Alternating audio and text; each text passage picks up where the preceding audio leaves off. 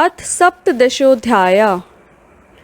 षड्लिंग स्वरूप प्रणव का महात्म्य, उसके सूक्ष्म रूप ओंकार और स्थूल रूप पंचाक्षर मंत्र का विवेचन, उसके जप की विधि एवं महिमा, कार्य ब्रह्म के लोकों से लेकर कारण रुद्र के लोकों तक का विवेचन करके कालातीत पंचावरण विशिष्ट शिवलोक के अनिर्वचनीय वैभव का निरूपण तथा शिव भक्तों के सत्कार की महत्ता।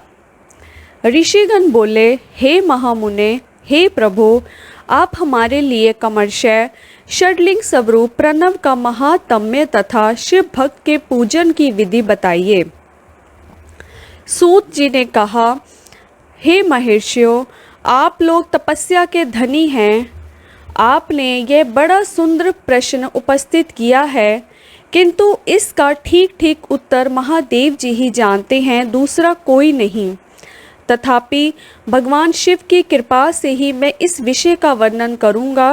वे भगवान शिव हमारी और आप लोगों की रक्षा का महान भार बारंबार स्वयं ही ग्रहण करें। प्रनाम है प्रकृति से उत्पन्न संसार रूपी महासागर का। प्रणव इसे पार करने के लिए दूसरी नव नाव है। इसलिए विद्वान इस ओंकार को प्रणव की संज्ञा देते हैं। ओंकार अपने जप करने वाले साधकों से कहता है, प्रपंच ना नहीं है वा तुम लोगों के लिए। अतः इस भाव को लेकर भी ज्ञानी पुरुष ओम को प्रणव नाम से जानते हैं। इसका दूसरा भाव ये है, प्रकृशन ना नेते वा युष्मान मोक्षम इति वा प्रणवय, अर्थात यह तुम सब उपासकों को बलपूर्वक मोक्ष तक पहुंचा देगा। इस अभिप्राय से भी इसे ऋषि मुनि प्रणव कहते हैं।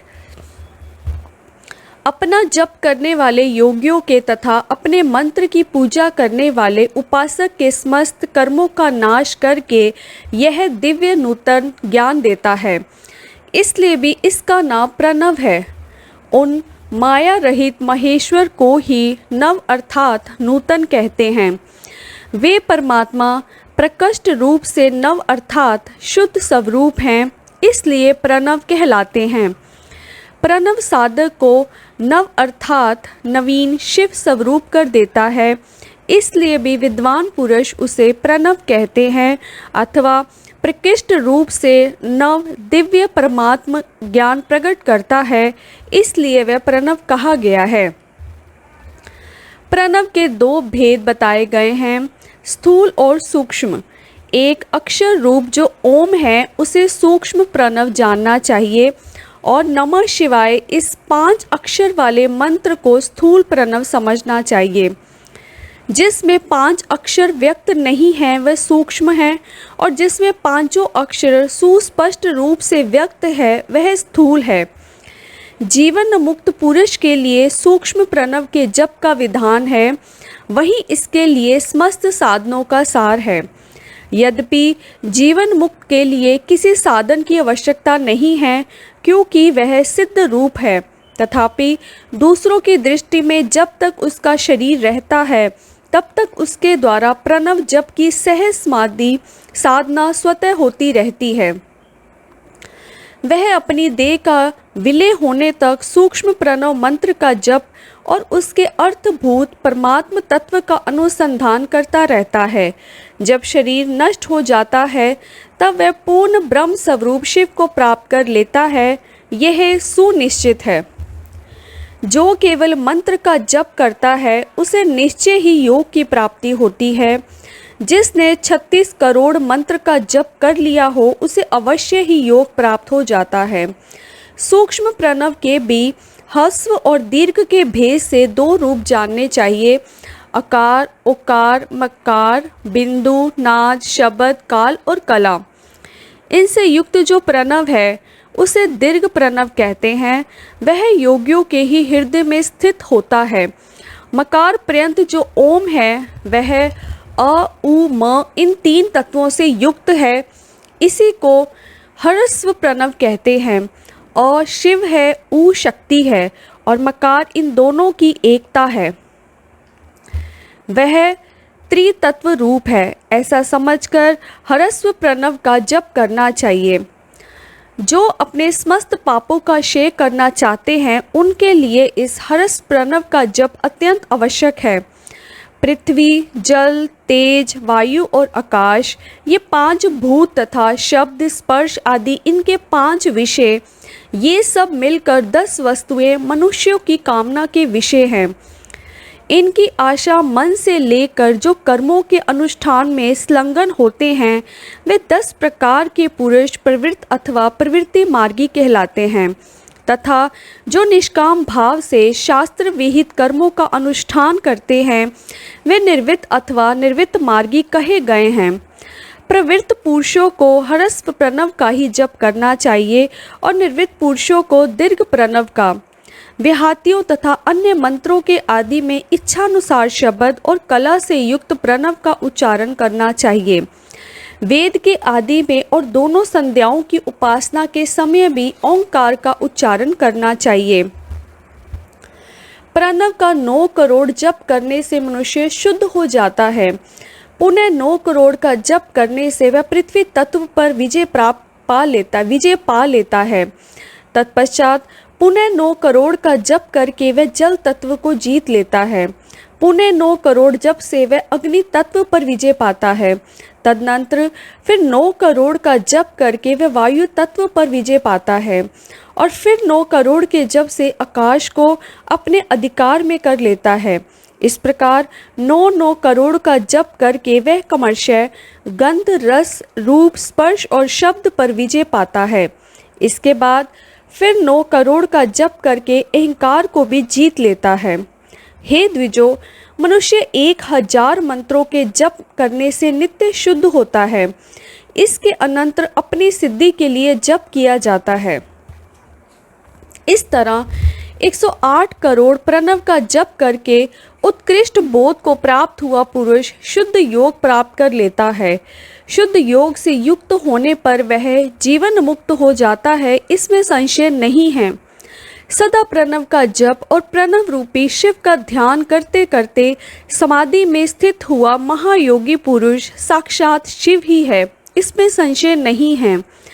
पहले अपने शरीर में प्रणव के ऋषि, छंद और देवता आदि का न्यास करके फिर जप आरंभ करना चाहिए। अकार आदि मात्र कावनों से युक्त प्रणव का अपने अंगों में न्यास करके मनुष्य ऋषि हो जाता है। मंत्रों के 10 वीर संस्कार मात्र का न्यास तथा षड्शोधन आदि के साथ संपूर्ण न्यास का फल उसे प्राप्त हो जाता है। प्रवृत्ति तथा प्रवृत्ति निर्वृत्ति से मिश्रित भाव वाले पुरुषों के लिए स्थूल प्रणव का जप भी अभीष्ट का साधक होता है। क्रिया, तप और जप के योग से शिव योगी 3 प्रकार के होते हैं। वे क्रमशः क्रिया योगी, तपोयोगी और जप योगी कहलाते हैं।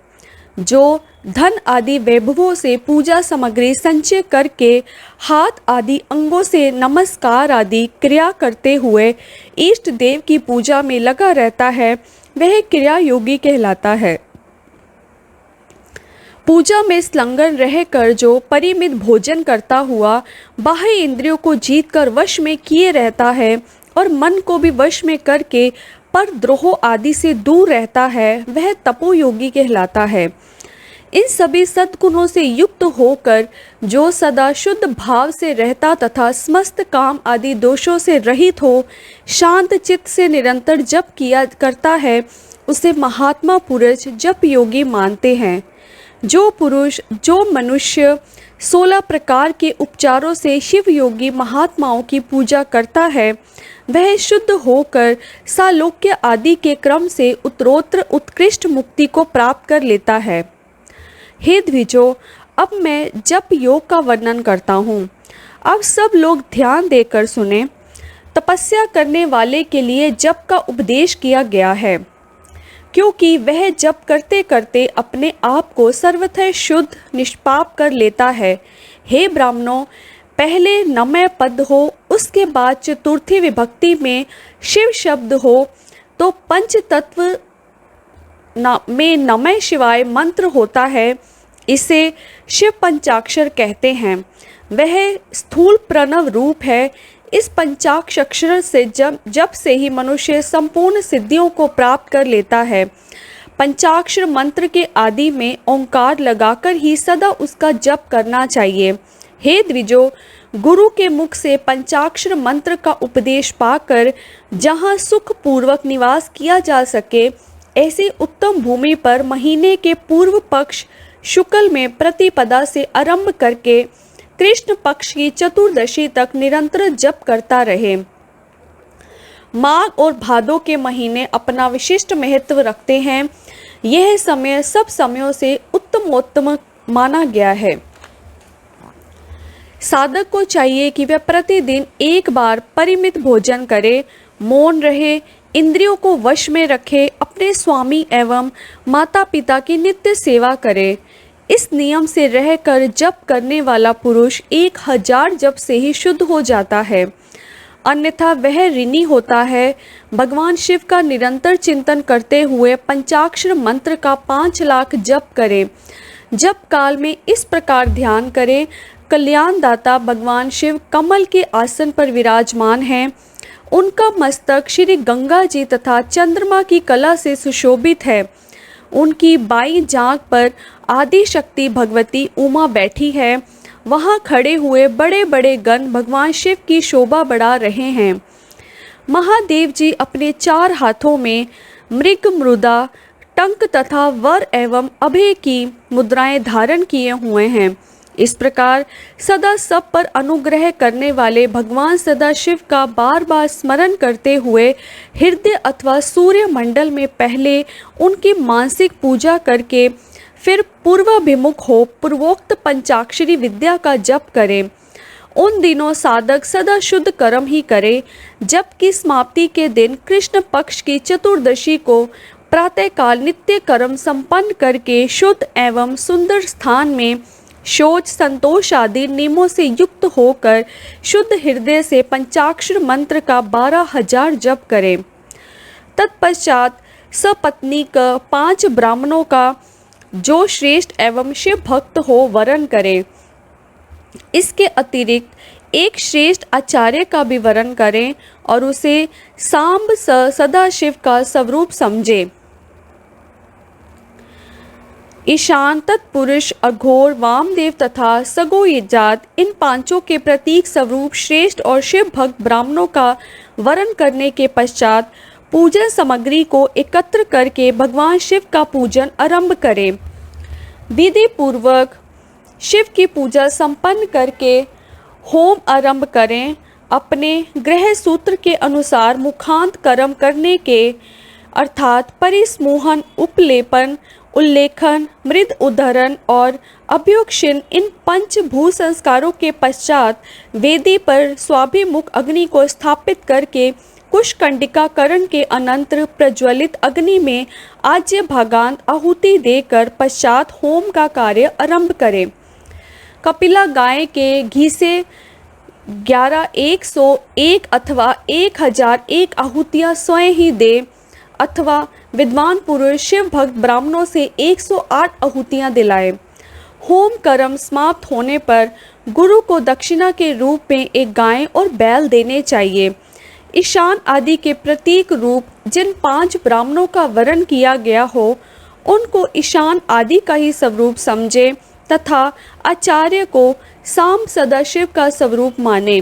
इसी भावना के साथ उन सब के चरण धोएं और उनके चरणोदक से अपने मस्तक को सींचे। ऐसा करने से वह साधक 36 करोड़ तीर्थों में स्नान करने का फल तत्काल प्राप्त कर लेता है। उन ब्राह्मणों को भक्ति पूर्वक दशांग अन्न देना चाहिए। गुरु पत्नी को पराशक्ति मानकर उनका भी पूजन करें। ईशान आदि कर्म से उन सभी ब्राह्मणों का उत्तम अन्न से पूजन करके अपने वैभव विस्तार के अनुसार रुद्राक्ष, वस्त्र, बड़ा और पुआ आदि अर्पित करें। तदनंतर दिक्पालिका आदि को बलि देकर ब्राह्मणों को भरपूर भोजन कराएं।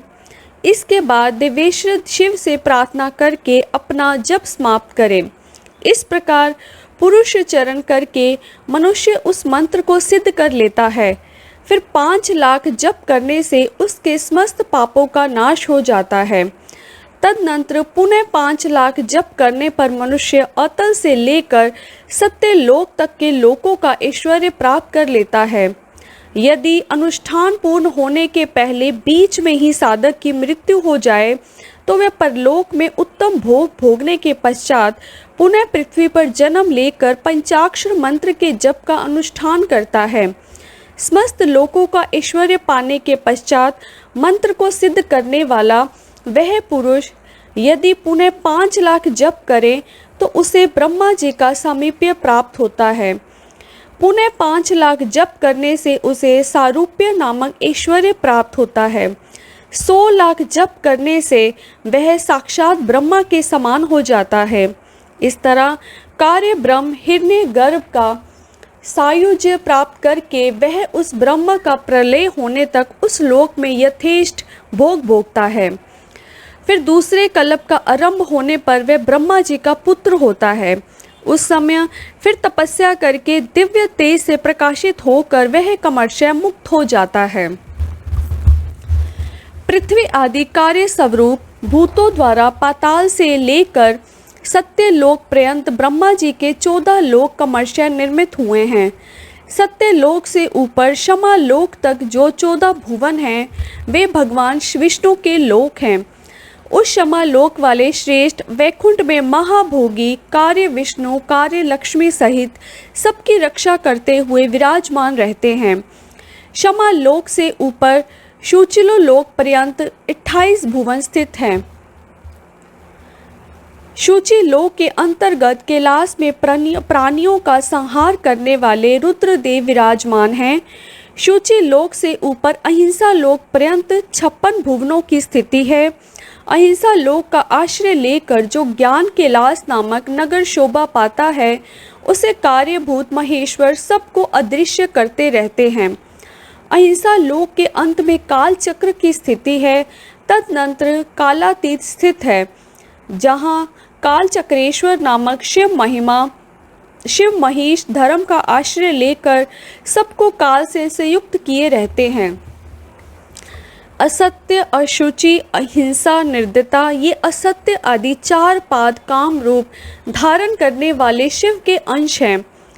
नास्तिकता युक्त लक्ष्मी दुसंग वेद बाह्य शब्द क्रोध का संग कृष्ण वर्ण ये महामहिष के रूप वाले हैं। यहाँ तक महेश्वर के विराट स्वरूप का वर्णन किया गया है। वहीं तक लोकों का तिरोधान अथवा लय होता है। उससे नीचे कर्मों का भोग है और उससे ऊपर ज्ञान का भोग, उसके नीचे कर्म माया है और उसके ऊपर ज्ञान माया। अब मैं कर्म माया और ज्ञान माया का तात्पर्य बता रहा हूँ। माँ का अर्थ है लक्ष्मी, उससे कर्म भोग याद प्राप्त होता है, इसलिए वह माया अथवा कर्म माया कहलाती है। इस तरह माँ अर्थात लक्ष्मी से ज्ञान भोग याद अर्थात प्राप्त होता है, इसलिए उसे माया या ज्ञान माया कहा गया है। उपयुक्त सीमा से नीचे नश्वर भोग हैं और ऊपर नित्य भोग। उससे नीचे ही तिरोधान अथवा लय हैं। ऊपर तिरोधान नहीं है, वहाँ से नीचे ही कर्ममय पाशों द्वारा बंधन होता है। ऊपर बंधन का सदा अभाव है। उससे नीचे ही जीव सकाम कर्मों का अनुसरण करते हुए विभिन्न लोकों और योनियों में चक्कर काटते हैं।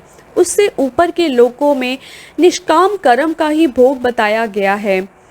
बिंदु पूजा में तत्पर रहने वाले उपासक वहाँ से नीचे के लोकों में ही घूमते हैं। उसके ऊपर तो निष्काम भाव से शिवलिंग की पूजा करने वाले उपासक ही जाते हैं। उसके नीचे शिव के अतिरिक्त अन्य देवताओं की पूजा करने वाले घूमते रहते हैं। जो एकमात्र शिव की ही उपासना में तत्पर हैं वे उससे ऊपर के लोकों में जाते हैं। वहाँ से नीचे जीवन कोटि है और ऊपर ईश्वर कोटि। नीचे संसारी जीव रहते हैं और ऊपर मुक्त लोग। प्राकृत द्रव्यों से पूजा करने वाले उसके नीचे रहते हैं और पौरुष द्रव्यों से पूजा करने वाले उससे ऊपर जाते हैं। उसके नीचे शक्ति लिंग है और उसके ऊपर शिवलिंग। उसके नीचे सगुण लिंग है और उसके ऊपर निर्गुण लिंग। उसके नीचे कल्पित लिंग है और उसके ऊपर कल्पित नहीं है। उसके नीचे आदि भौतिक लिंग और उसके ऊपर आध्यात्मिक लिंग है। उसके नीचे 112 शक्ति लोक है। उसके नीचे बिंदु रूप है और उसके ऊपर नाद रूप है। उसके नीचे कर्म लोक है और उसके ऊपर ज्ञान लोक। इसी प्रकार उसके ऊपर मत और अहंकार का नाश करने वाली नर्मता है, जहाँ जन्म जनित तिरोधान नहीं है। उसका निवारण किए बिना वहाँ किसी का प्रवेश संभव नहीं है। इस प्रकार तिरोधान का निवारण करने से वहाँ ज्ञान शब्द का अर्थ ही प्रकाशित होता है। आदि भौतिक पूजा करने वाले लोग उससे नीचे के लोकों में ही चक्कर काटते हैं। जो आध्यात्मिक उपासना करने वाले हैं वे ही उससे ऊपर को जाते हैं। इस प्रकार वहाँ तक महालोक रूपी आत्मलिंग में विभाग को जानना चाहिए और प्रकृति आदि प्रकृति महत अहंकार पंच तन मात्राएं 8 बंदों को भी जाने। इस प्रकार सब लौकिक तथा वैदिक स्वरूप को जानना चाहिए। जो सत्य अहिंसा आदि धर्मों से युक्त होकर भगवान शिव के पूजन में तत्पर रहते हैं वे अधर्म रूप भैंसे पर आरूढ़ काल चक्र को पार कर जाते हैं। काल चक्रेश्वर की सीमा तक जो विराट महेश्वर लोक बताया गया है उससे ऊपर वृषभ के आकार में धर्म की स्थिति है। वह ब्रह्मचर्य का मूर्तिमान रूप है। उसके सत्य शौच अहिंसा और दया ये 4 पाद हैं। वे शिवलोक के आगे स्थित हैं। क्षमा उसके सींग हैं, शम कान हैं। वे वेद ध्वनि रूपी शब्द से विभूषित हैं। आस्तिकता उनके दोनों नेत्र हैं। निश्वास ही उसकी श्रेष्ठ बुद्धि एवं मन है। क्रिया आदि धर्म रूपी जो वृषभ हैं वे कारण आदि में स्वतः स्थित हैं। ऐसा जानना चाहिए।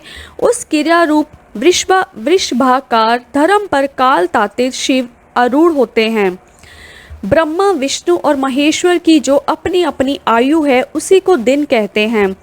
जहाँ धर्म रूपी वृषभ की स्थिति है उससे ऊपर ना दिन है ना रात्रि और वहाँ जन्म मरण आदि भी नहीं है। फिर कारण स्वरूप ब्रह्मा भी कारण सत्य लोक पर्यंत 14 लोक स्थित हैं। जो 5 भौतिक गंध आदि से परे हैं उनकी सनातन स्थिति है। सूक्ष्म गंध ही उनका स्वरूप है। इसके ऊपर कारण रूप विष्णु के 14 लोक स्थित हैं। उनसे भी ऊपर फिर कारण रूप रुद्र के 28 लोकों की स्थिति मानी गई है। फिर उनसे भी ऊपर कारण वे शिव के 56 लोक विद्यमान हैं।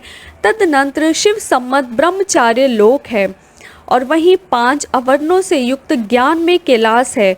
वहाँ पर 5 मंडलों 5 बाह्य कालाओं और आदि शक्ति से संयुक्त आदि लिंग प्रतिष्ठित है। उसे परमात्मा शिव का शिवालय कहा गया है। वहीं पराशक्ति से युक्त परमेश्वर शिव निवास करते हैं। वे सृष्टि पालन संहार तिरोभाव और अनुग्रह इन 5 कृत्यों से प्रवीण हैं। उनका श्री विग्रह सच्चिदानंद स्वरूप है।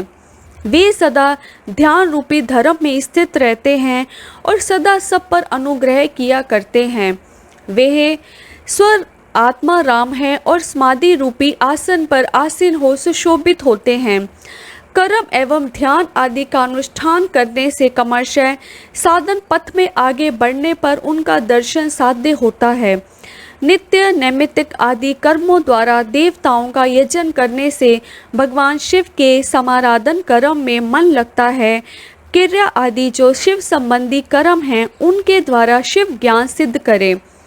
जिन्होंने शिव तत्व का साक्षात्कार कर लिया है अथवा जिन पर शिव की कृपा दृष्टि पड़ चुकी है वे सब मुक्त ही हैं, इसमें संशय नहीं है। आत्म स्वरूप से जो स्थिति है वही मुक्ति है। एकमात्र अपने आत्मा में रमन या आनंद का अनुभव करना ही मुक्ति का स्वरूप है।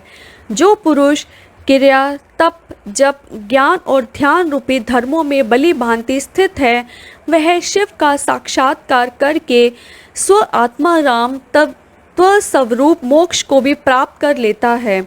जैसे सूर्य अपनी किरणों से अशुद्धि को दूर कर देते हैं उसी प्रकार कृपा करने में कुशल भगवान शिव अपने भक्त के अज्ञान को मिटा देते हैं। अज्ञान की निवृत्ति हो जाने पर शिव ज्ञान स्वतः प्रकट हो जाता है। शिव ज्ञान से अपना विशुद्ध स्वरूप आत्मा राम तव प्राप्त होता है और आत्मा राम तव की सम्यक सिद्धि हो जाने पर मनुष्य कृतकृत्य हो जाता है। शिव मंत्र का 100 लाख जप करने से ब्रह्मा पद की प्राप्ति होती है और फिर 100 लाख जप करने से विष्णु पद प्राप्त होता है। पुनः 100 लाख शिव मंत्र का जप करने से रुद्र का पद प्राप्त होता है। इसके बाद फिर 100 लाख जप करने पर ऐश्वर्यमय पद की प्राप्ति हो जाती है। इसी प्रकार सम्यक रूप से जप करने पर शिवलोक के आदिभूत अर्थात शिवलोक के आधारभूत निर्माता काल चक्र को प्राप्त किया जा सकता है। यह काल चक्र 5 चक्रों से युक्त है जो एक के पश्चात एक में स्थित है।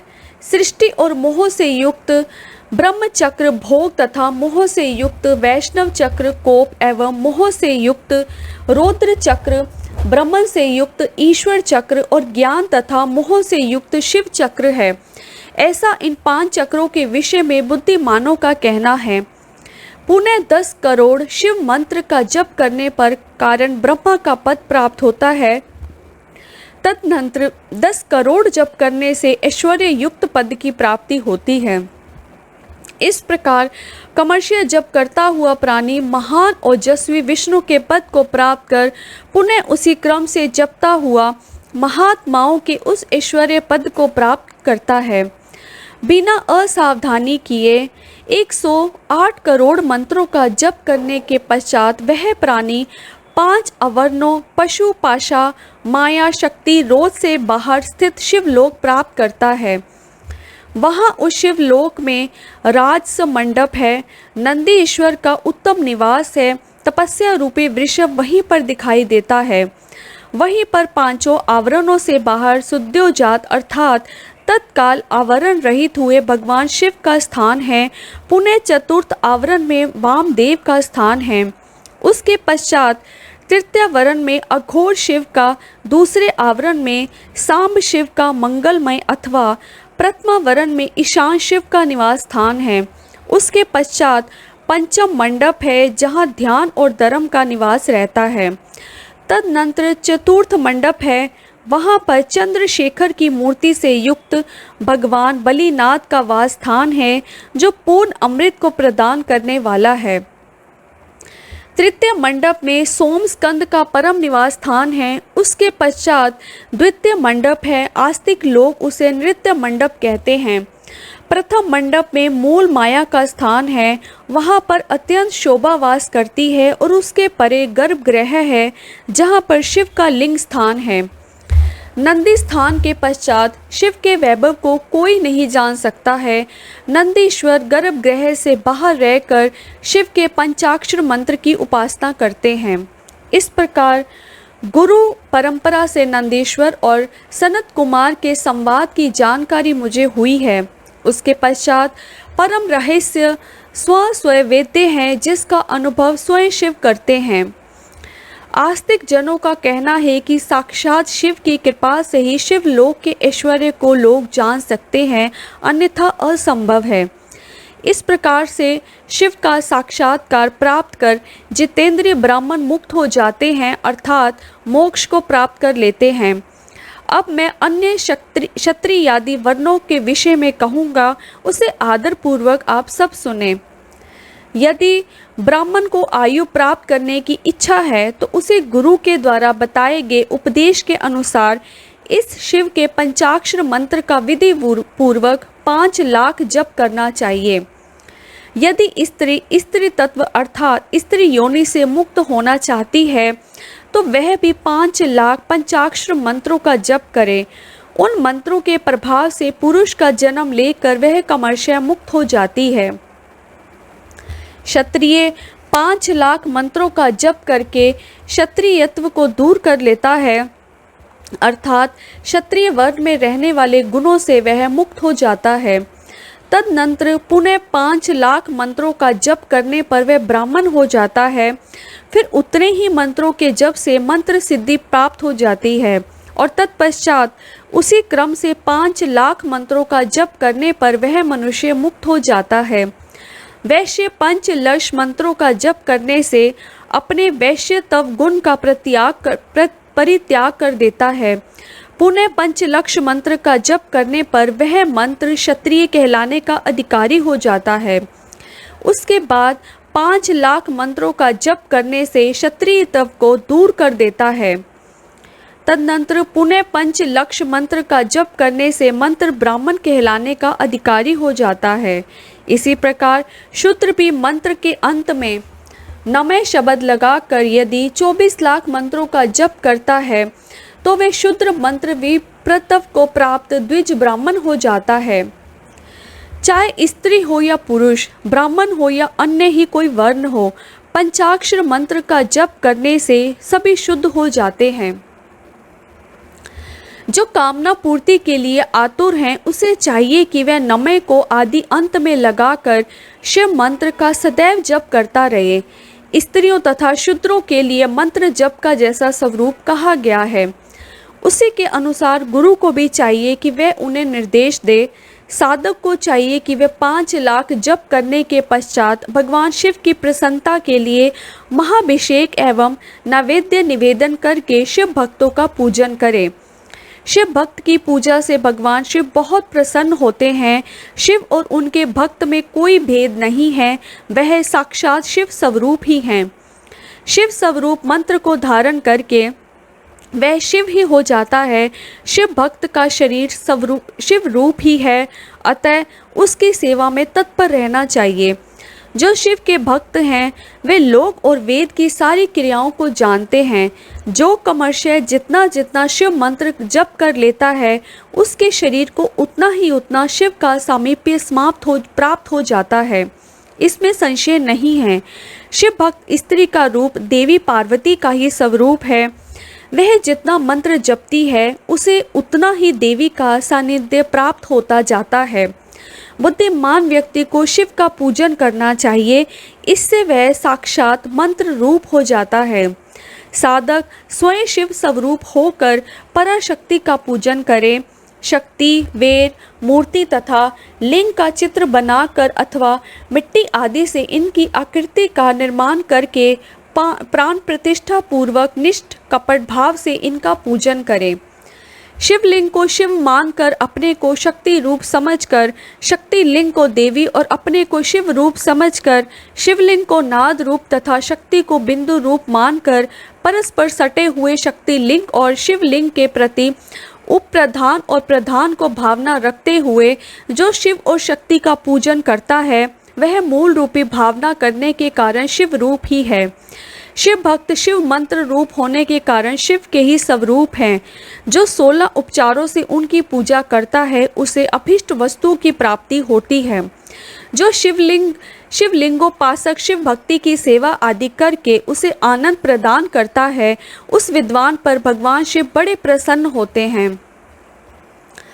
5, 10 या 100 सपत्नी शिव भक्तों को बुलाकर भोजन आदि के द्वारा पत्नी सहित उनका सदैव समादर करे।